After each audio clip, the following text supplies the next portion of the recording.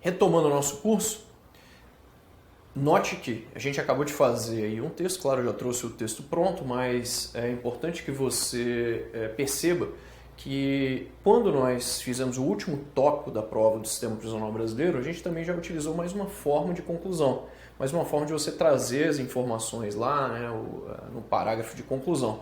Bacana? A gente vai ver outras formas aqui também. Vamos lá. Dixon, e se eu tiver um tema diante de mim sem tópicos? Lembre-se que a DDD de número 2 vai ser muito importante. Esse tema de número 2, de número 6, embora ele apresente tópicos, aqui eu deixei ele sem tópico, para você entender como você pode estruturar esse texto. De uma forma muito rápida. Ele coloca basicamente um texto motivador aí que tem pouca informação, né? Segundo o Anuário do Fórum Brasileiro de Segurança Pública, todos os anos cerca de 50 mil pessoas são estupradas no Brasil. Só fala sobre isso. E logo depois ele fala aqui, cultura do estupro no Brasil, né? Só te dá isso aqui como tema e ele apresenta... eu tirei os tópicos aqui, né? Então, desconsidere isso daqui. Então nós temos aqui, ó, praticando um tema sem tópicos. Quando eu falei de conclusão, eu mostrei para você o que basicamente você tem de trazer diante de um tema que seja uma polêmica e de um tema que seja uma problemática, né? Cultura do estupro no Brasil. Ele falou de estupro aqui, ó. Ele falou de estupro aqui. Isso é um problema? Claro que é um problema. Então eu tenho aqui uma problemática. Ah, professor, achei que era uma coisa polêmica. Não, pessoal. Não tem como ser algo polêmico. Algo polêmico é algo que tem prós e contras, ou uma pessoa é a favor, outra é contra. No caso da cultura do estupro, de uma forma geral, isso aqui vai representar um grande problema. Então eu já sei que eu vou ter, nesse caso aqui, um primeiro, segundo, um terceiro, um quarto e um quinto parágrafos. Bacana? Vamos colocar aqui que vai ficar melhor, né? Nesse caso, primeiro, segundo, terceiro, quarto parágrafo. Eu posso fazer um texto com 4 ou ainda com 5. Primeiro parágrafo desse texto. Eu já sei que ele vai ser o parágrafo de introdução. O último vai ser um parágrafo de conclusão. Concorda comigo? Esses caras aqui vão funcionar como desenvolvimento. A banca não trouxe nada para você, você só sabe que é uma problemática. Pô, se é um problema, eu já sei que ele vai ter soluções aqui na conclusão. Professor, beleza, você falou também de causas e consequências. Sim, aqui eu vou colocar causas e aqui eu vou colocar consequências. E o que é... Não vou abreviar aqui não, porque senão muita gente vai achar que tem que colocar uma consequência só. E por que você não colocou no segundo parágrafo aí, você não colocou as causas? Sabe por quê? Porque o mais interessante a fazer aqui é uma contextualização. Quando você não tem tópicos, a estrutura mais adequada é essa daqui. O que é contextualizar? Contextualizar é literalmente você explicar o tema. Literalmente o que é cultura do estupro. Por que é importante debater sobre esse tema? Há algum acontecimento atual sobre o tema? A banca quer saber se você tem esse conhecimento de atualidade. Aqui você vem e apresenta, claro, causas, né? Causa 1, causa 2, causa 3, consequências. Nesse caso, você não precisa apresentar 3 causas, não. A banca não perguntou para você causas, né? Agora consequências, 1 e 2. Soluções. Dixon, aqui eu também preciso apresentar 3, nesse caso não. Você pode apresentar ou 1 ou 2 soluções, né? Não há nenhuma necessidade de apresentar 3, porque aqui a banca não pediu nada. Ela só pediu o tema de uma forma geral. Rapidamente, não vou debater tanto agora os temas, mas rapidamente, a gente pode colocar aqui, ó, que o termo cultura do estupro, né? O termo é utilizado para descrever um ambiente. Esse roteiro que a gente vem fazendo, ele é fundamental, ó. Roteiro. Para descrever um ambiente no qual o estupro é predominante, e também no qual a violência sexual contra as mulheres é normalizada. E a violência contra as mulheres é normalizada. bacana. Eu já tenho informações aí que são muito interessantes, né, para a gente literalmente conceituar cultura do estupro, embora você não soubesse todo o conceito, né? Mas é literalmente isso. Eu posso falar ainda que a violência sexual contra as mulheres é normalizada pela mídia e pela cultura popular? Sim. Então, coloca aqui, pela mídia e pela cultura popular. Bom, logo depois, por que é importante, né, falar sobre isso? O que a gente pode colocar aqui é o seguinte, como exemplos disso, né? Ao disseminar termos que denigrem as mulheres ou diminuem as mulheres, né? O que a gente pode literalmente falar é que isso aqui, né, permite-se, né, uma objetificação. A mulher é tratada como objeto, né? Uma objetificação da mulher, né? Então toda essa história, né, de comercial retratando aí, por exemplo, a mulher, mas somente mostrando o corpo da mulher, né, como a gente vê nos comerciais de cervejas normalmente, de futebol, né, esse tipo de coisa, tudo isso contribui para a cultura do estupro, né? Passando a ideia de que a mulher, né, é um objeto. Legal. Aqui como causas você poderia, por exemplo, apontar aqui o quê? Primeiro, machismo na sociedade. A gente pode falar aqui também do patriarcado. A gente pode falar também que uma das causas acerca disso daqui é a força física do homem, né, que é maior, né? Muitos homens cometem esse tipo de delito também em razão disso daqui, né? O homem ser mais forte fisicamente que a mulher. Porque psicologicamente ele não é, né? Intelectualmente também não é. Todo mundo é igual. Fisicamente, eu garanto que se tivesse uma mulher tão forte quanto um homem, aí, né? Se a mulher fosse tão forte quanto um homem, esse tipo de coisa não iria acontecer, né? Ser mais forte fisicamente que a mulher. Com relação a consequências, a gente pode falar o seguinte, que ela fere os direitos humanos, isso é um fato, né? Em especial os direitos das mulheres. O que mais que a gente pode falar? A gente pode falar também que ela acaba naturalizando, né, comportamentos machistas. Então aqui, naturaliza comportamentos machistas. Pode falar que ela diminui o papel da mulher na sociedade, entre outras coisas. Para apontar soluções, o que a gente pode falar é o seguinte, é que a gente pode falar da criação de uma rede de proteção efetiva, né, pessoal? Porque já existe isso daqui, mas tem que ser efetiva, que não funcione só na teoria, né? Rede efetiva de proteção às vítimas da cultura do estupro. Cultura do estupro tem tudo a ver com violência contra a mulher, é mais uma das consequências, né? Então, colocando aqui, tá vendo como o roteiro é importante, Violência contra a mulher, né? E essa permissão, né, de que isso aconteça, né? Criação de uma rede efetiva de proteção às vítimas da cultura do estupro, né? Ensinar o respeito e a igualdade entre homens e mulheres desde cedo, seja em casa, seja na escola, entre outras coisas. Texto pronto, temos aí com 5 parágrafos. Primeiro parágrafo nós temos a introdução. A cultura do estupro vem chamando a atenção de todos, especialmente de estudiosos brasileiros. A questão é complexa, pois tem a ver com a disseminação desse problema e com as soluções para ele. Primeiramente, é válido frisar, então a gente começa o desenvolvimento aqui, que o termo cultura do estupro é utilizado para descrever um ambiente no qual o estupro é predominante e no qual a violência sexual contra as mulheres é normalizada pela mídia e pela cultura popular.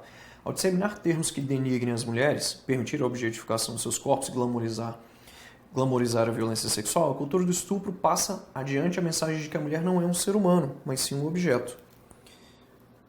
Terceiro agora. A cultura do estupro é violenta e tem consequências sérias. Ela fere os direitos humanos, em especial os direitos das mulheres. Ela é causada pela naturalização de atos e comportamentos machistas, sexistas e misóginos, né? Então já fui apresentando causas aqui, também já vou jogar algumas das consequências, né? Que estimulam agressões sexuais, tá aí, ó, agressões sexuais, e outras formas de violência contra as mulheres.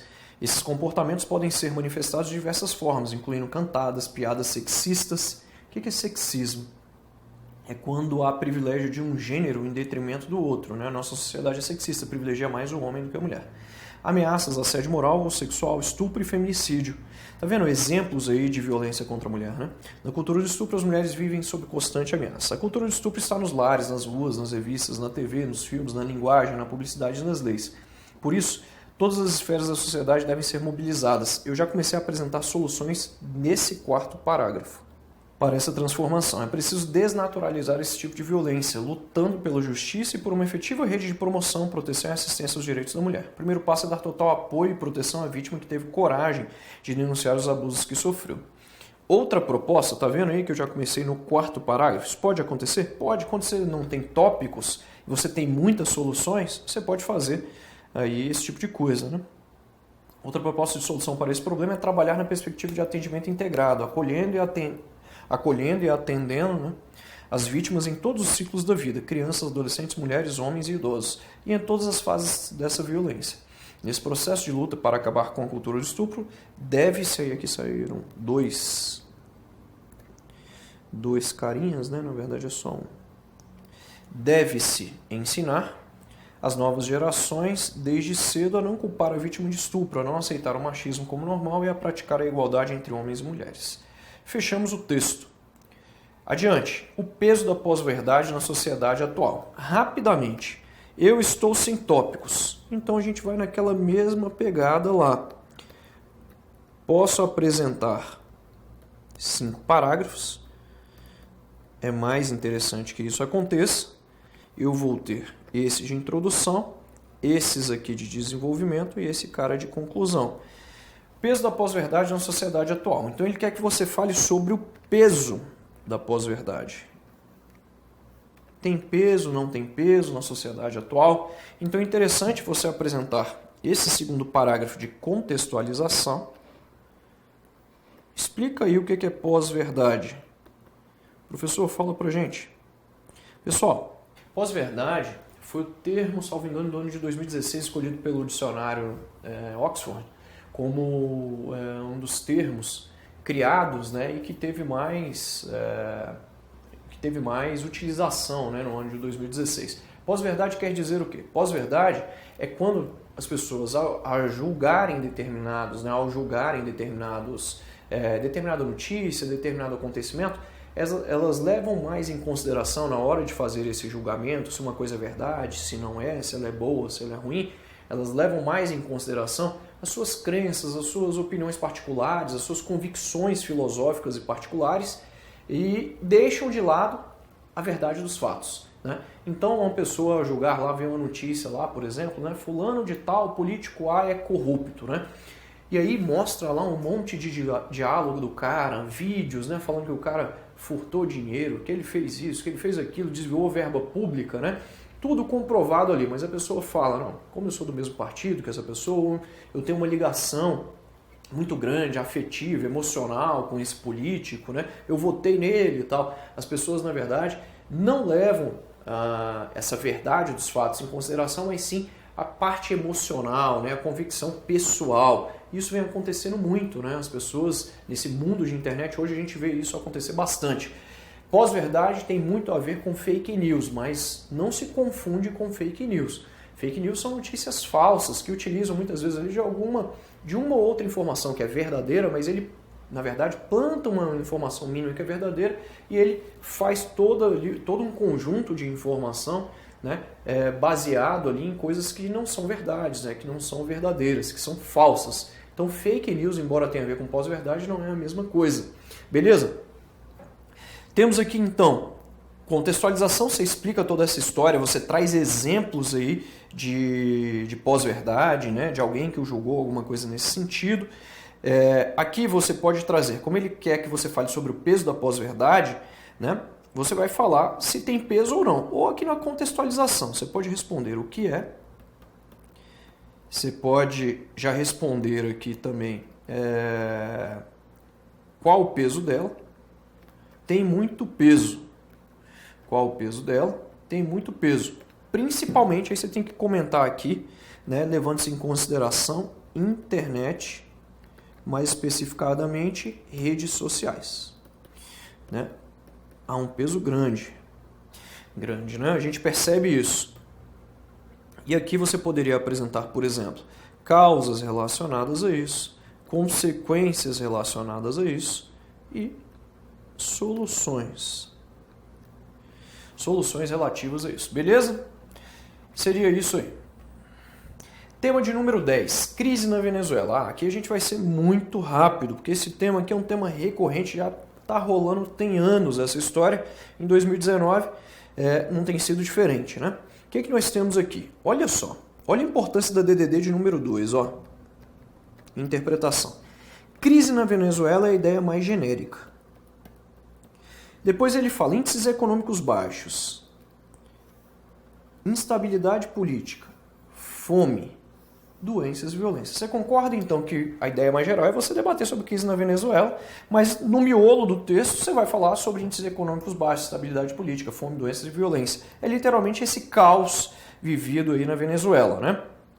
Olha o que ele pede nos tópicos. Rapidamente, você já está bem por dentro disso, as diversas faces da crise na Venezuela. Depois ele pede causas. Pessoal, não confunda nesse caso faces com causas da crise na Venezuela. Causas são razões. Existem várias, eu vou trazer pelo menos 3.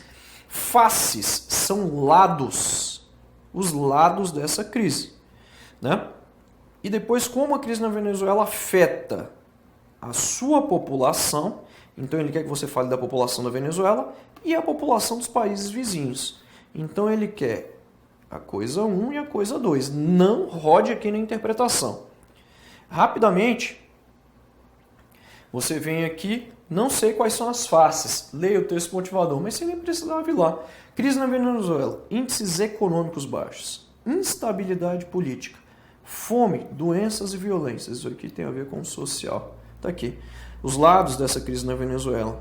Eu posso falar que há uma crise econômica, há uma crise social, política, e quando a gente tem o agravamento dessas 3 crises aqui, ó, elas somadas, isso já se transforma em uma crise humanitária.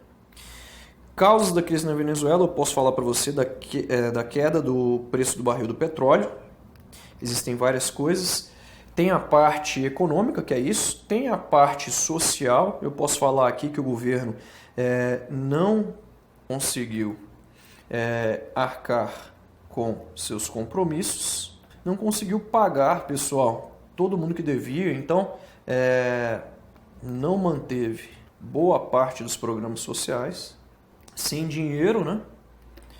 Com a crise econômica. E eu posso falar aqui também da crise política, né, pessoal? Então eu falo aqui da guerra entre, né, oposição e governo. E aí tem o caso do Juan Guaidó, que foi declarado, né, se autodeclarou presidente, né, da Venezuela, né? Então a Venezuela teoricamente está com 2 presidentes, né?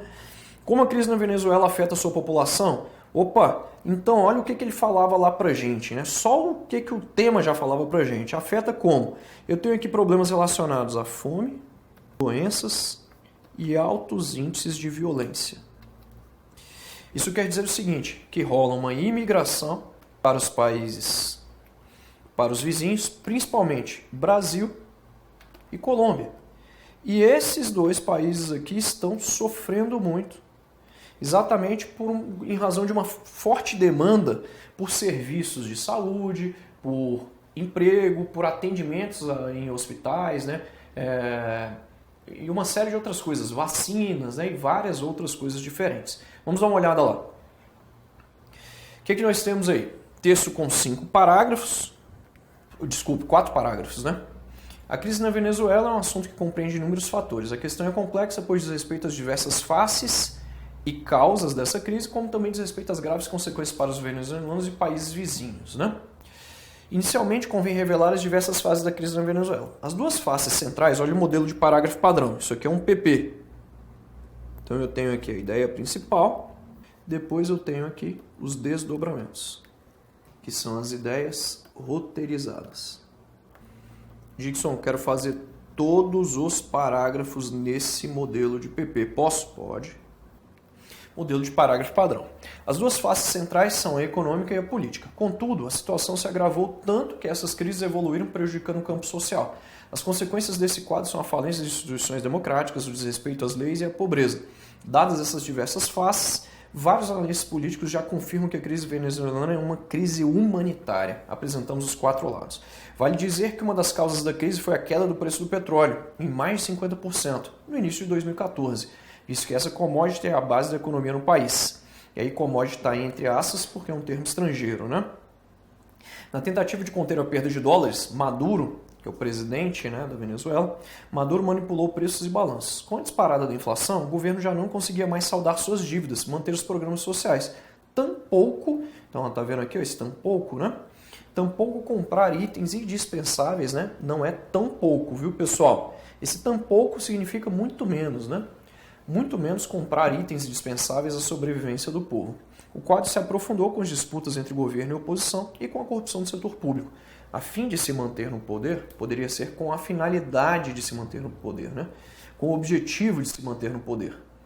O presidente se isolou, adotando uma postura autoritária. Eu poderia ainda colocar aqui, no caso também do Juan Guaidó, né? Autoproclamado aí, presidente da Venezuela, né? Por fim, cabe mencionar as consequências da crise na Venezuela. Violência, insegurança, desemprego, falta de medicamentos e itens de consumo básicos. Itens de consumo básicos revelam uma situação de falência do país. As doenças se espalham, fome e inanição também já são comuns. Com o objetivo de fugir do caos, milhares de cidadãos buscam nações vizinhas. A demanda por comida, trabalho e atendimento médico tem sobrecarregado. Aí aqui nesse caso, ó, a demanda, né, esse tem aqui não tem acento circunflexo, porque o sujeito é a demanda, né? Tem sobrecarregado Brasil e Colômbia, os destinos mais procurados pelos venezuelanos. O governo brasileiro decretou o estado de emergência em Roraima, além de criar um comitê nacional para lidar com os imigrantes.